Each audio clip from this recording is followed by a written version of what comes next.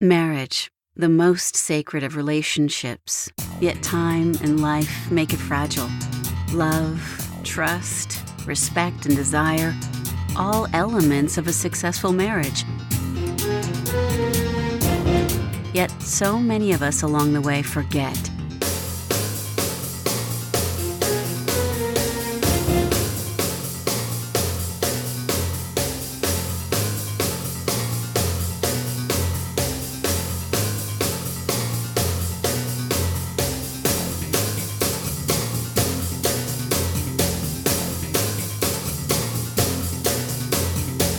It does not have to be this way. There are clear and exciting ways to bring your marriage and life back on track. Welcome to the Couples Expert Podcast with Stuart Fensterheim. Hello, it's the Couples Expert Podcast here, and I'm wanting to thank everyone for joining me again this week and hoping you're having a wonderful Thanksgiving. Today's podcast could really change your perspective on what does it take to have a relationship in which you can really be thankful that you and your partner are in this world together. And it's so suitable for this Thanksgiving week. But one of the things that a lot of people believe is that it's a mystery, a secret. We love to tell secrets. As kids, we were always jealous of people who knew the secret. And if we were left out, it really felt awful. We wanted to be in the in crowd, the ones who knew the secret, that had the secret code, the secret handshake, the secret look. People have secrets. There was a survey recently that said 60% of people say they have at least one secret that they don't want people to know about them.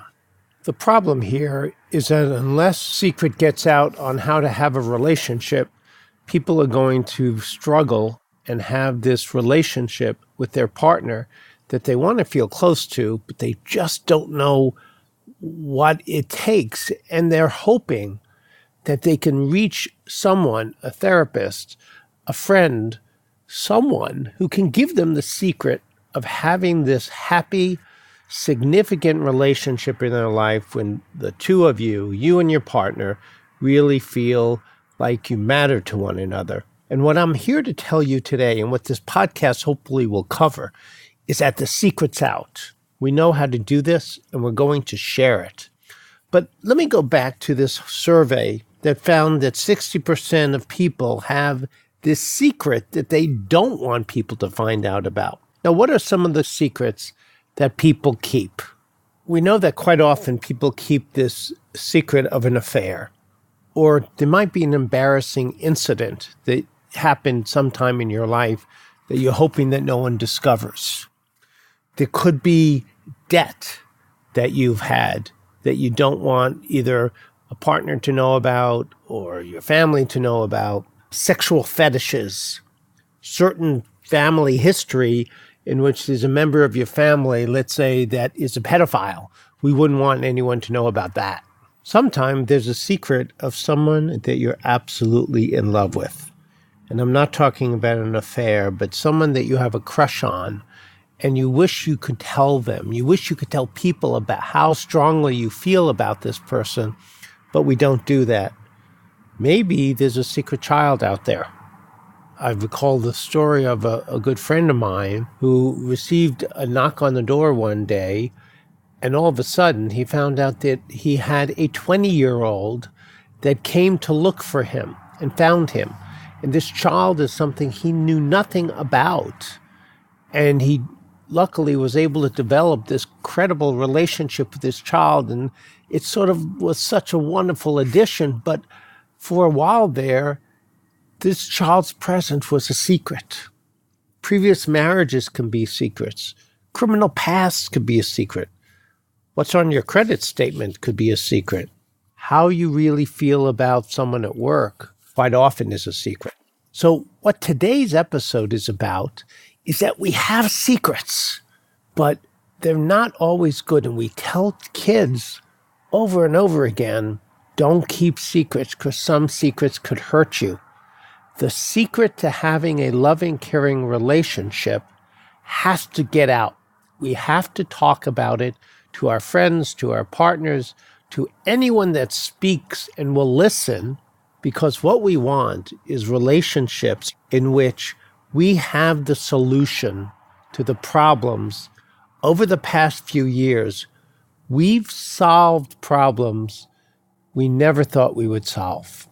And it seems so interesting to me that because we've had all of these discoveries that people just take for granted, they won't take for granted the fact that we now know how to solve the problem of love, to solve the problem of how two people can get into a relationship in this big world, find someone, and nurture that relationship to a point where you know that you're in this life with someone that truly has your back.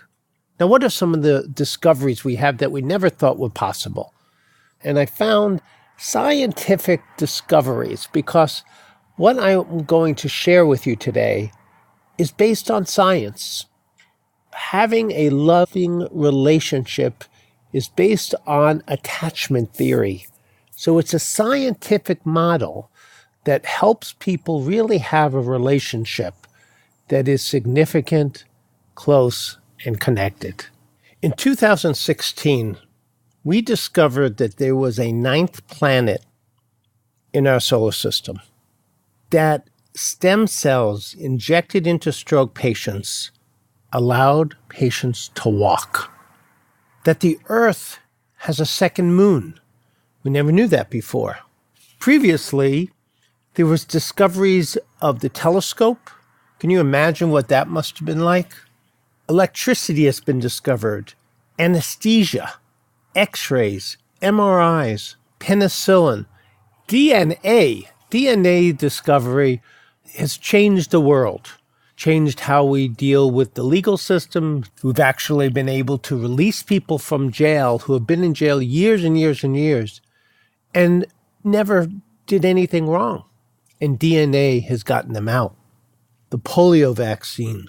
Just think of some of these. They were amazing discoveries. So why is it so darn hard for people to really imagine that we now know how to help couples understand love and how to connect emotionally? These are no longer secrets.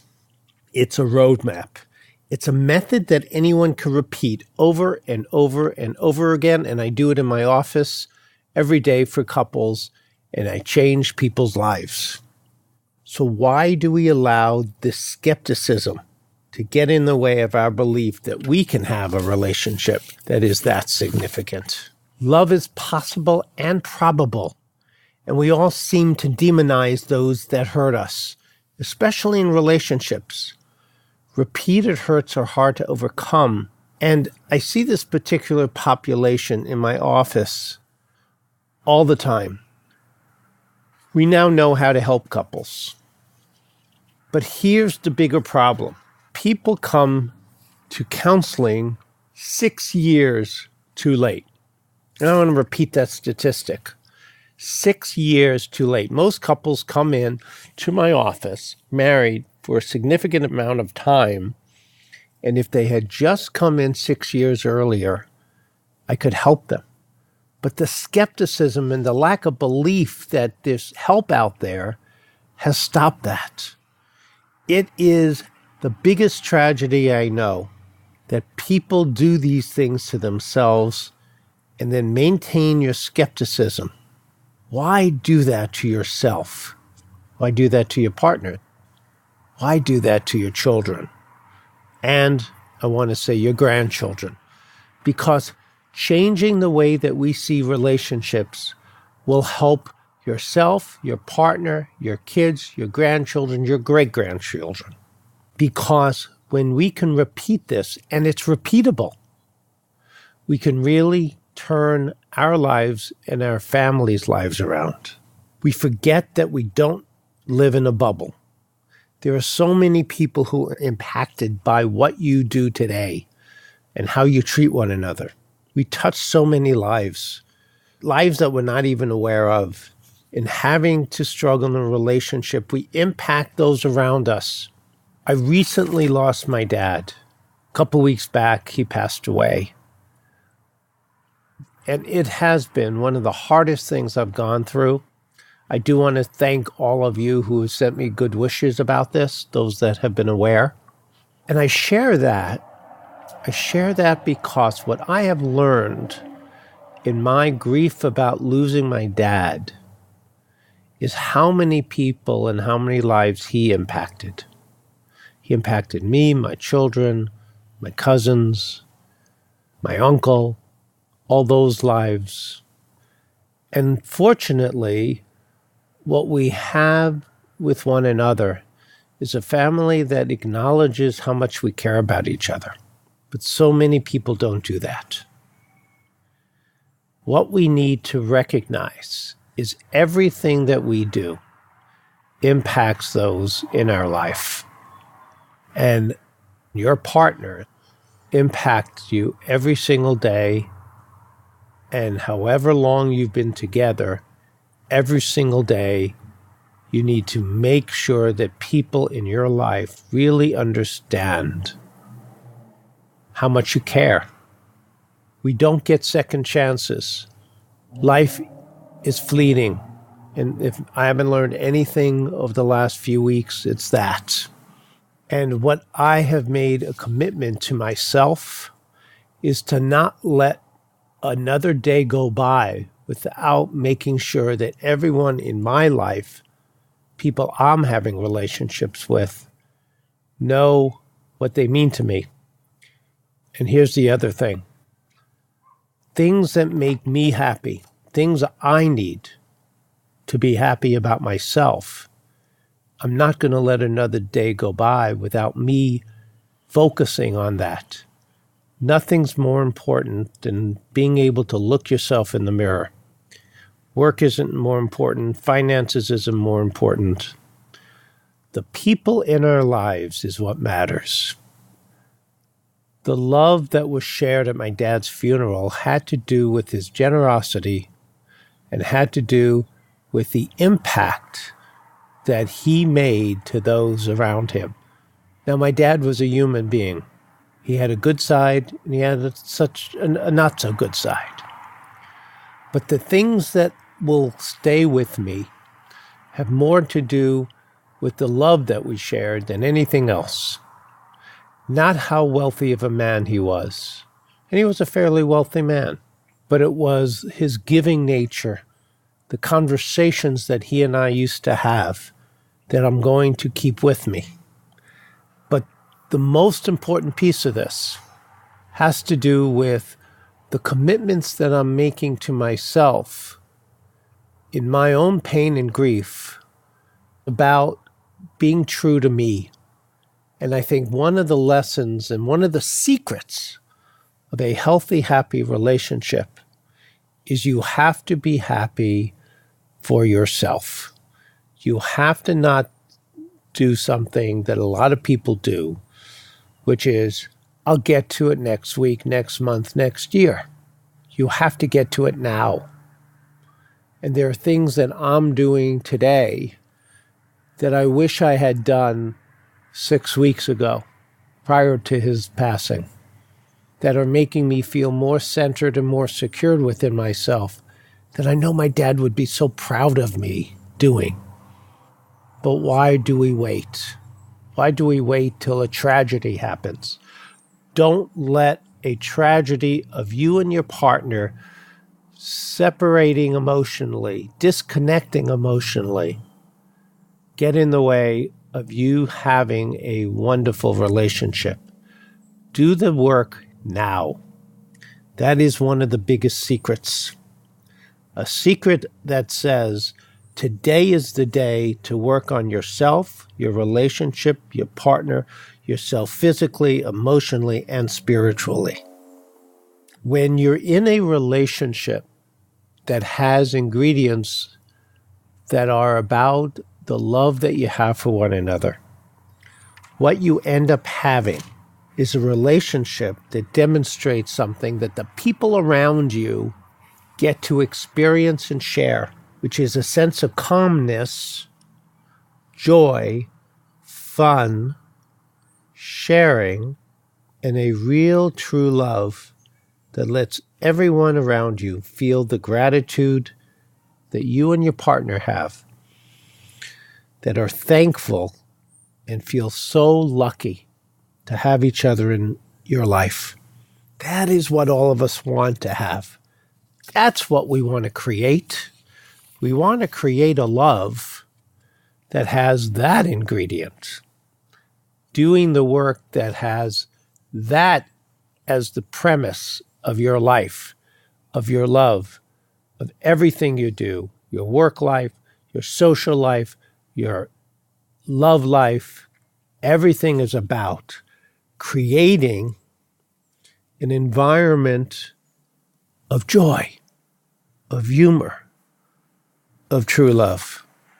You know, these podcasts are something that I feel really lucky to be sharing with all of you. And I want to just sort of let you know that next week, the podcast is on banishing boredom in the bedroom. It's a nice sort of second step from this podcast of sharing these secrets with you that all of you have. So join me next week for the secret of how do we banish boredom in the bedroom and how do we create a happy marriage and how it translates into having a wonderful, exciting sexual relationship.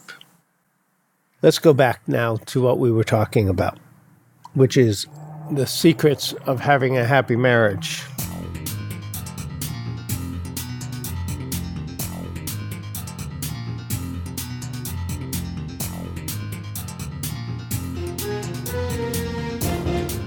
So here are some of the secrets. These 10 secrets of a happy marriage are like a recipe. Unless you have all the ingredients, it tastes bizarre. It tastes funny.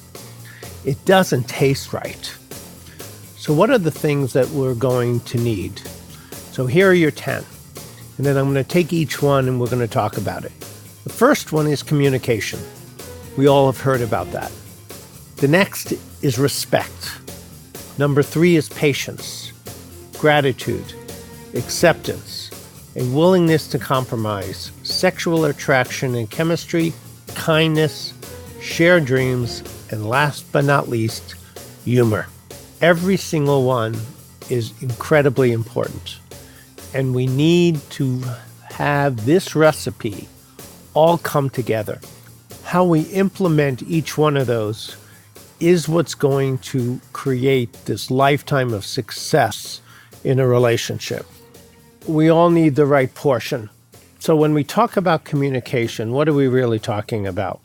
For many people, communication means problem solving, negotiating. I'm here to suggest to you that communication in a marriage is more about listening and less about talking.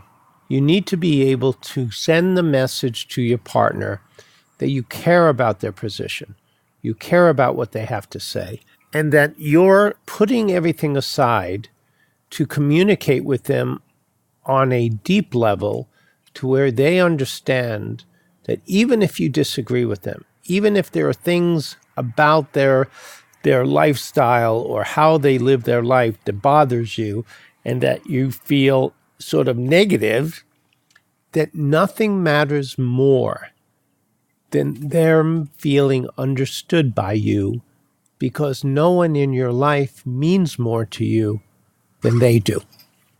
And sending that message overtly, verbally, physically, and in all ways is the critical part here. You have to communicate your love and that your words and your actions are consistent. The next ingredient is respect. And I think so often that's one that gets overlooked because we have to respect our partners. We have to treat them every single day in respectful ways. Screaming at someone doesn't do that. Putting someone down doesn't do that. Embarrassing people publicly doesn't do that. What we need to do is every single moment that we have an opportunity, we want to build our partners up and let them know that we recognize how important they are to us, and their presence in our life makes us a better person, a better man, a better woman, a better partner, because they give you something that no one else can, and that's their presence and their love. And that we respect them for putting up with our bullshit, because we all have it. And that they can at times overlook some of the errors that we make, misjudgments that we do, inappropriate statements that we sometimes say, because we all do that. And that they are someone that you know they are your best friend, and they see you in the most positive way possible. And this leads to our next ingredient, which is, and the gratitude that we feel of having them in our life, that we are grateful every single day, because what we know is that there's nobody that cares more about us, loves us more, and sees the good in us than they do. When we get caught up in these negative, awful cycles at times, we forget that. We forget that they are the person in our life, in our world, that we chose and they chose to be together, because 1 + 1 doesn't equal 2. This is where 1 + 1 equals 1,000, because there's nobody that gives you more power and more strength in your life than your partner. That their love gives you that foundation that you need, that allows you to take risks at work, raise the children that you two have if you've chosen to have children. And their presence in your world makes your world a better place. And the statement of love makes the world go around is lived out every single day in your interactions with one another. And as a result of all of that, the next ingredient is there. There's an acceptance of who you are as an individual and who your partner is, that allows you to see them and to see all of them, the good, the bad, and the ugly, and love every single part of them, including the parts that you're not so crazy about. You still love those parts. And that the 3 main ingredients in a relationship are acknowledgement, engagement, and accessibility. I want you to remember those 3. In every single relationship, the big secret here is that to have a relationship in which you would define the relationship as a happy one, you need to see your partner as accessible to you, a willingness to engage, and a willingness to be responsive. Not just a willingness, but that your relationship has those 3 main ingredients: accessibility, responsiveness, and engagement. And having a partner that accepts you for who you are, that you're grateful to having a life together, that there's patience and there's respect and there's communication, will allow you to have those 3 ingredients. And what's exciting here is working on a relationship isn't working on 100 things. It's working on 3. Those 3. Do I have a relationship where my partner is accessible to me? Do I have a relationship where my partner is responsive to me? And do I have a relationship where my partner is engaging with me? Having those 3 things, or not having those 3 things, is what it's about. That's the real secret here. The secret here is you can have it all. if you have those three. And that working on a relationship is working on three things, not 100. Along with that is the ingredient and a willingness to compromise. It's not about negotiating. It's about recognizing that we have to be willing to not always get everything we need every moment we need it. And that part of what we are doing is a willingness to accept that our partner's needs matter as much as ours, and that part of our job is making sure that they're happy, not that you're happy. Compromising so that your partner walks away every single day, every single interaction, saying, my partner cares about me and is willing to modify their needs to meet mine. That the two of us are working together to have a relationship in which both of us feel happy, and that you are as invested in your partner's happiness as your own.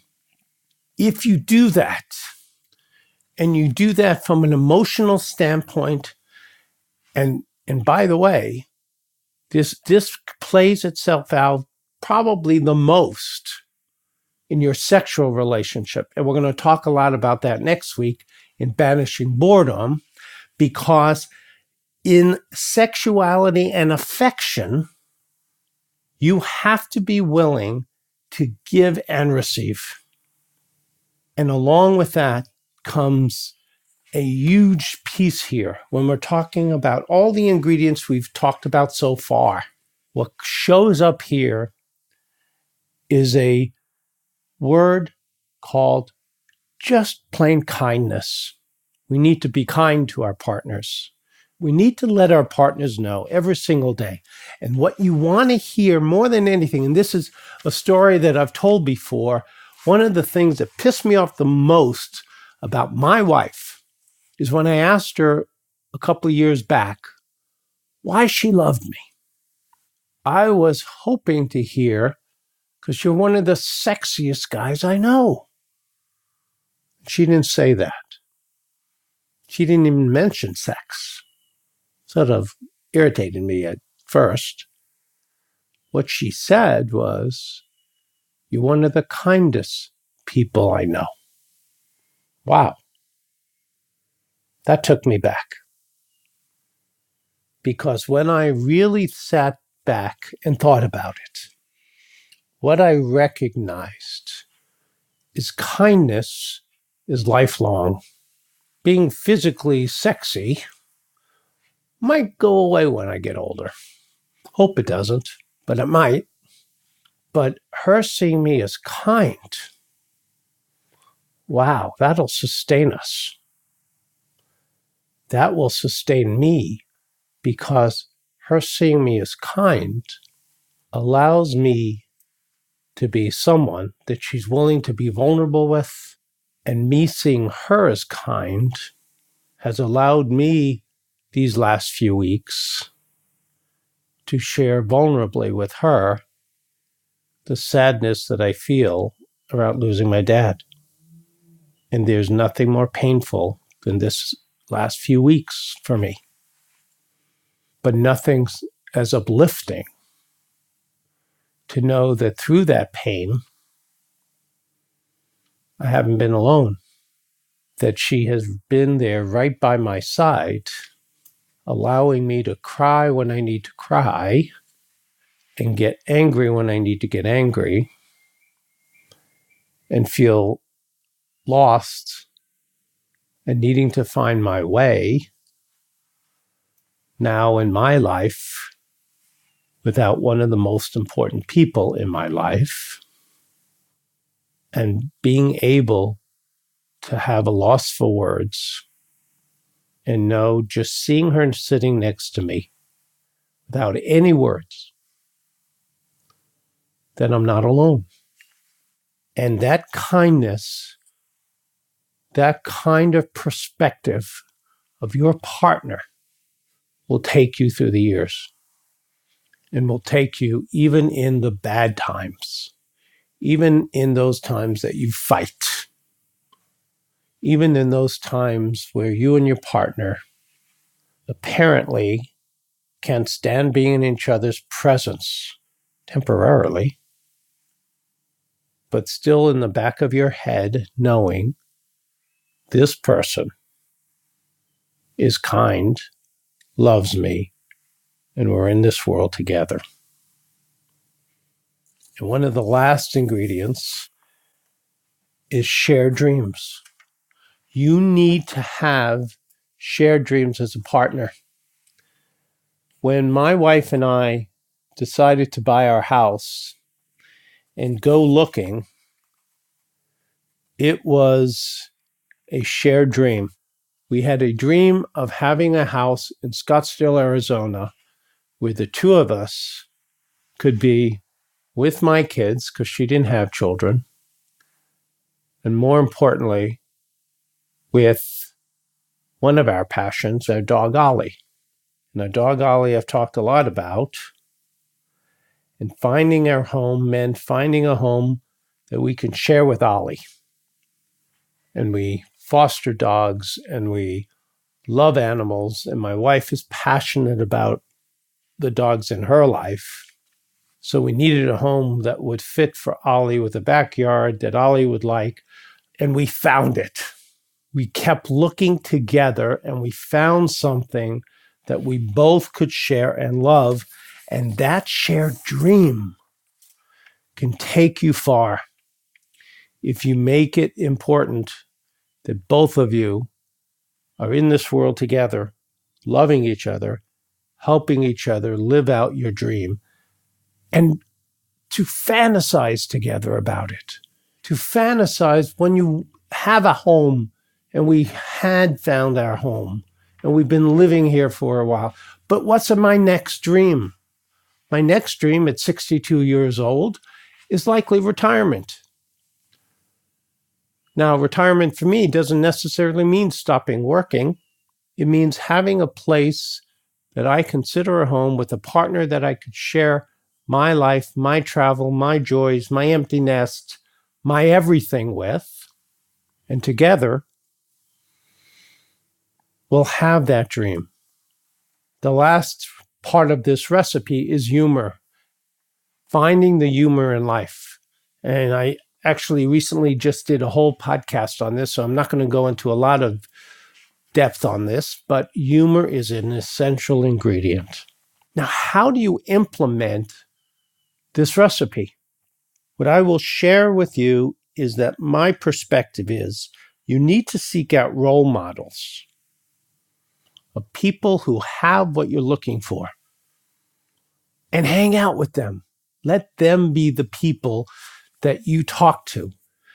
Let your role models be positive, upbeat people that love marriage, that think marriage is a great institution, and that men and women talking to one another and checking in on whether or not they're going to do something is not being who's wearing the pants in the family, but it's about sharing your life and respecting each other enough and knowing that your best friend is someone you want to talk to about things, and that they don't see it as a problem.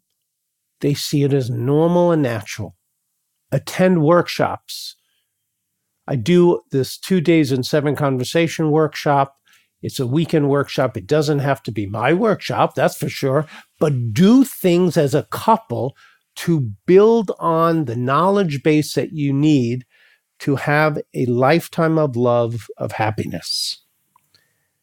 Immerse yourself in attachment language. Learn that. And I've talked a lot about that in other podcasts, and I'll be talking more about that through my podcast over the rest of this year and 2018, about having an attachment to your partner that's about speaking the attachment language that's necessary so both of you feel loved. Seek adventures, fun activities. When my wife and I went on a honeymoon, we did some rock climbing. I doubt we would do that now, but seeking adventures like that are active, that keep you young. Hiking. We love to hike. Hiking in Sedona. Doing fun activities with other couples who are in love with one another, who understand attachment theory, who understand that unless you deal with this and think about this every single day, you will be one of those couples that show up in my office 6 years too late.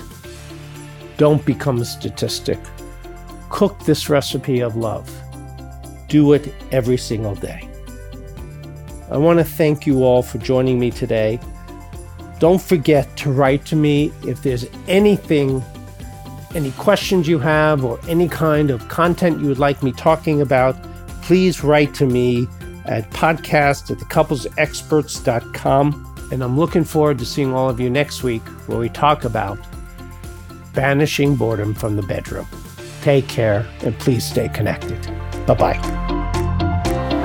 Thank you for listening. This episode has ended, but your journey continues. Head over to www.thecouplesexperts.com to access all the links and resources mentioned in this episode, as well as bonus content exclusive to podcast listeners.